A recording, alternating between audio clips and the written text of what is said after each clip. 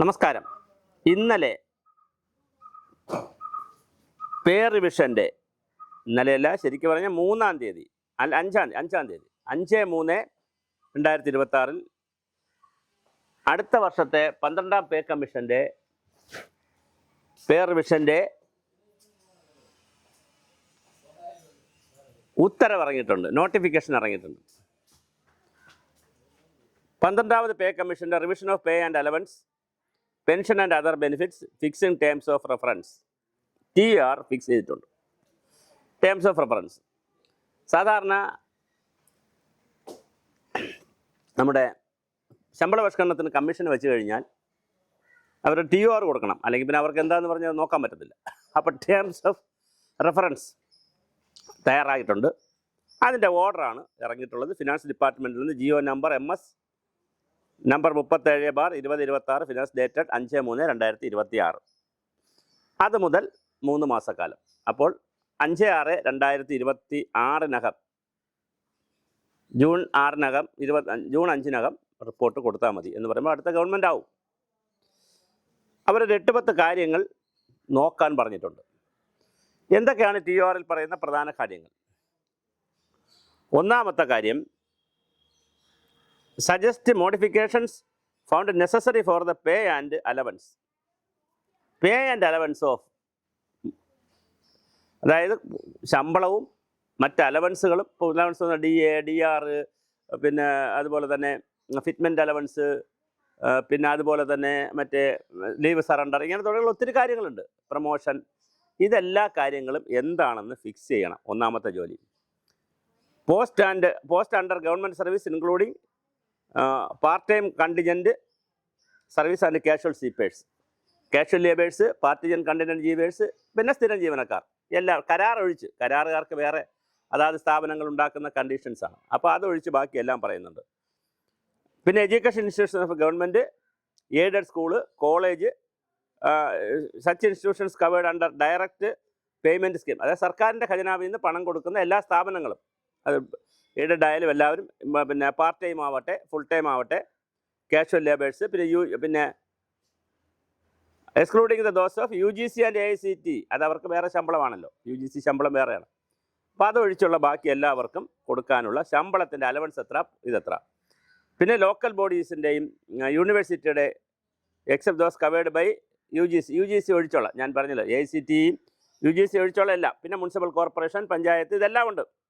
പിന്നെ ഇപ്പോഴത്തെ structure of pay എന്താണെന്ന് നോക്കണം, ഫ്യൂച്ചർ അലവൻസ് എന്താണെന്ന് നോക്കണം, അങ്ങനെയുള്ള കാര്യങ്ങൾ. അതുപോലെ തന്നെ also examine the scope of introducing non cadre promotion to various categories of both ഗസറ്റഡും നോൺ ഗസറ്റഡും ആയിട്ടുള്ളവരുടെ നോൺ കേഡർ പ്രൊമോഷൻ, കേഡറിൽ വരാത്ത ആളുകളുടെ പ്രൊമോഷൻ എങ്ങനെയാണെന്ന് പരിശോധിക്കണം. Examiner suggest changes and found necessary to the benefits allowance to service pensioners. പെൻഷൻകാരുടെ allowance എന്താണ്, അവരുടെ ബെനിഫിറ്റ്സ് എന്താണെന്ന് നോക്കണം. Consider the scope of extending the benefits of which are available to central government employee. അതാണ് വളരെ പ്രധാനപ്പെട്ട കാര്യം. സെൻട്രൽ ഗവൺമെൻറ് എംപ്ലോയീസിന് കൊടുക്കുന്ന ആനുകൂല്യങ്ങൾക്ക് സമാനമായി ഏതെല്ലാം ആനുകൂല്യങ്ങൾ കേരളത്തിൽ കൊടുക്കാൻ പറ്റും, അതൊന്ന് പരിശോധിക്കണം എന്ന് പറയുന്നുണ്ട്. സിവിൽ സർവീസിൻ്റെ setup as a whole make increase. പിന്നെ എഫിഷ്യൻസി കൂട്ടാൻ, സോഷ്യൽ അക്കൗണ്ടബിലിറ്റി കൂട്ടാൻ എന്ത് ചെയ്യണം? അവിടെയൊക്കെ പാര വരുമെന്ന് അറിഞ്ഞുകൂടാ, എന്നാലും ഈ പഞ്ചിങ് പോലുള്ള കാര്യങ്ങളൊക്കെ അവിടെയാണല്ലോ വരുന്നത്. അങ്ങനത്തെ കാര്യങ്ങൾ എഫിഷ്യൻസി കൂട്ടാനുള്ള, സിവിൽ സർവീസിനെ വളരെ പ്രധാനമായി പീപ്പിൾ ഫ്രണ്ട്ലി ആക്കുന്നതിനുള്ള, ജനസൗഹൃദമാക്കുന്നതിനുള്ള നിർദ്ദേശങ്ങൾ. അപ്പോൾ പേ, അലവൻസ്, മറ്റ് കാര്യങ്ങളൊക്കെ പറയുന്ന പോലെ ഇത് പീപ്പിൾ ഫ്രണ്ട്ലി ആക്കുന്നത് എങ്ങനെ, സെൻട്രൽ ഗവൺമെൻറ്റിൻ്റെ പാരിറ്റി പോലെ അതിന് സമാനമായി കാര്യങ്ങൾ കൊണ്ടുവരുന്നത് എങ്ങനെ. പിന്നെ അതുപോലെ വളരെ പ്രധാനപ്പെട്ട ഒരു കാര്യം പറയുന്നത് ജെൻഡർ സെൻസിറ്റീവ്, സ്ത്രീകൾക്ക് കൂടി സ്ത്രീ സൗഹൃദമായി ഓഫീസുകൾ മാറ്റുന്നതിനുള്ള പരിപാടികൾ എന്താണ്, അതിൻ്റെ അവർക്ക് കൊടുക്കേണ്ട പ്രത്യേക സേവന വേതന വ്യവസ്ഥ വല്ലതും ഉണ്ടോ, ഉണ്ടെങ്കിൽ അതെന്താണെന്ന് പരിശോധിക്കുക. അതുപോലെ തന്നെ നിലവിലുള്ള റൂൾസും പ്രൊസീജിയറും പേ ഫിക്സേഷനിലും ഉള്ള റൂൾസ് ആൻഡ് പ്രൊസീജിയർ എന്തെങ്കിലും മാറ്റണമെങ്കിൽ അതിൻ്റെ നിർബന്ധമായിട്ടുള്ള അത് മാറ്റാനുള്ള കാര്യങ്ങൾ. അതുപോലെ തന്നെ ചിലവ് കുറയ്ക്കുന്നതിനും അതുപോലുള്ള ബെറ്റർ സർവീസും കൊണ്ടുവരുന്നതിനുള്ള കാര്യങ്ങൾ. അങ്ങനെ തുടങ്ങി to assess and indicate the additional financial commitment. ഇതെല്ലാം ചെയ്യുമ്പോൾ വരുന്ന അധിക തുക എത്ര വരും, കമ്മിറ്റ്മെൻറ്റ് ഓരോ വകുപ്പനുസരിച്ച് ഓരോ വിഭാഗം അനുസരിച്ച് വരും. അതുപോലെ തന്നെ മറ്റ് സ്ഥാപനങ്ങളുമായും സർവീസ് സംഘടനകളുമായും പാർട്ടികളുമായും ബന്ധപ്പെട്ട എല്ലാവരുമായിട്ടുള്ള ചർച്ച വയ്ക്കുന്നതിനെക്കുറിച്ച് പറയുന്നു. അതുപോലെ ഇത് 1/7/2020 വിൽ ബി റിവൈസ്ഡ് വിത്ത് 1/7/2024 1/7/2024 ശമ്പള കമ്മീഷൻ വരേണ്ടിയിരുന്നത്. അതുകൊണ്ട് 1/7/2024 മുതലുള്ള ആനുകൂല്യങ്ങളെക്കുറിച്ച് വേണം. അപ്പോൾ അന്ന് കൊടുക്കുന്നതായിട്ട് അന്നുള്ള ആനുകൂല്യങ്ങളെ കണക്കാക്കി വേണം റിവൈസ് ചെയ്യേണ്ടത്. അത് കാരണം ഇത്രയും താമസിച്ച് പോയല്ലോ, 2 വർഷം താമസിച്ച് പോയല്ലോ എന്ന് വിചാരിച്ചിട്ട് ആനുകൂല്യം നഷ്ടപ്പെടാൻ പാടില്ല. അപ്പോൾ 1/7/2024 കണക്കാക്കിയിട്ട് വേണം ഇതിനകത്ത് കണക്കുകൾ സൂചിപ്പിക്കാൻ.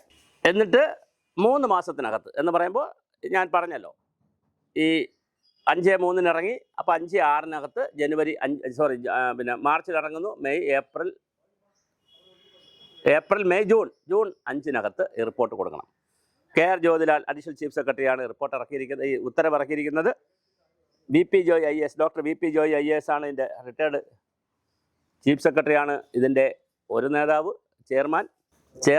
പിന്നെ അത് കഴിഞ്ഞാൽ അഡ്വക്കേറ്റ് M രാജഗോപാൽ നായർ, അദ്ദേഹം നേരത്തെ ദേവസ്വം ബോർഡ് മെമ്പറായിരുന്നു. അത് കഴിഞ്ഞാൽ മറ്റേ additional secretary Sreelatha Sukumaran, retired additional secretary finance department. Shobha VR, additional secretary finance department. ഇത്രയും പേരടങ്ങുന്ന ഒരു സമിതിയാണ് ഇത് നോക്കുന്നത്. 3 മാസത്തെ സമയമുണ്ട്. അപ്പോൾ കഴിഞ്ഞ ശമ്പള പരിഷ്കരണത്തിലെ അനാമലികളും കഴിഞ്ഞ ശമ്പള പരിഷ്കരണത്തിലെ പ്രശ്നങ്ങളും ഉൾപ്പെടെയുള്ളവ എല്ലാം ചർച്ച ചെയ്തുകൊണ്ട് വളരെ മനോഹരമായ ഒരു റിപ്പോർട്ട് വരും. പക്ഷേ ജൂൺ മാസത്തിലെ റിപ്പോർട്ട് വരികയുള്ളൂ. അപ്പോൾ ജൂൺ മാസത്തെ റിപ്പോർട്ട് വരുമ്പോൾ ശരിക്കും പറഞ്ഞാൽ പുതിയ ഗവൺമെൻറ് വരും. അപ്പോൾ പുതിയ ഗവൺമെൻറ് വന്നാൽ മാത്രമേ ശമ്പള പരിഷ്കരണം നടപ്പിലാക്കാൻ കഴിയുകയുള്ളൂ എന്നുള്ളതാണ് ഏറ്റവും പ്രധാനപ്പെട്ട ഒരു കാര്യം. ഇനി പുതിയ ഗവൺമെൻറ് UDF ആണ് വരുന്നതെങ്കിൽ ഈ LDF ഗവൺമെൻറ് വെച്ചിട്ടുള്ള ഡോക്ടർ VP ജോയ് കമ്മിറ്റിയുടെ റിപ്പോർട്ട് അതുപോലെ അംഗീകരിക്കുമോ, ആവശ്യമായ ഭേദഗതികൾ വരുത്തുമോ എന്നുള്ളത് നമുക്കറിയില്ല. അത് അപ്പോൾ മാത്രം അറിയാൻ കഴിയുന്നതാണ്. ഓരോ ശമ്പള പരിഷ്കരണ സമയത്തും 100 കണക്കിന് അനാമലികൾ ഉണ്ടാവാറുണ്ട്. ആ അനാമലികൾ പരിഗണിക്കുന്നതിനുള്ള ശ്രമങ്ങൾ തീർച്ചയായും നമുക്ക് ഓരോ പരിപാടിക്കും ചെയ്യേണ്ടതുണ്ട്. വളരെ കൃത്യമായി കഴിഞ്ഞ ശമ്പള പരിഷ്കരണത്തിലെ അനാമലികൾ പരിശീലിക്കുന്നതിനുള്ള ചർച്ചകൾ നടക്കണം. ഈ 12ാം ശമ്പള കമ്മീഷൻ്റെ ചർച്ചകളിൽ സർവീസ് സംഘടനകളുമായിട്ട് ചർച്ചകളൊക്കെ നടക്കണം. പക്ഷേ പ്രശ്നം എന്തെന്ന് വെച്ചാൽ ഇലക്ഷൻ സമയമാണ്. അപ്പോഴും ഈ ചർച്ചകൾ നടക്കാനുള്ള സാധ്യതയുണ്ട്. അങ്ങനെ ചർച്ചകൾ നടത്തി മനോഹരമായ ഒരു റിപ്പോർട്ട് വരുമെന്ന് വിചാരിക്കാം. ഇനി ടേംസ് ഓഫ് റെഫറൻസിൽ എന്തെങ്കിലും അഡീഷണൽ ആയിട്ട് കാര്യങ്ങളൊക്കെ ഇതിനെ തുടർന്ന് ഉണ്ടെങ്കിൽ അത് ചിലപ്പോൾ സപ്ലിമെൻ്ററി ആയിട്ട് ഗവൺമെൻറ് ഇറക്കുമായിരിക്കും. എന്തായാലും നമ്മളും സുഭാഷിതം ചാനലും ധാരാളം ബഹളമൊക്കെ ഉണ്ടാക്കി. ശമ്പള പരിഷ്കരണ കമ്മീഷൻ വന്നു. തീർച്ചയായിട്ടും നല്ല റിപ്പോർട്ട് വരട്ടെ.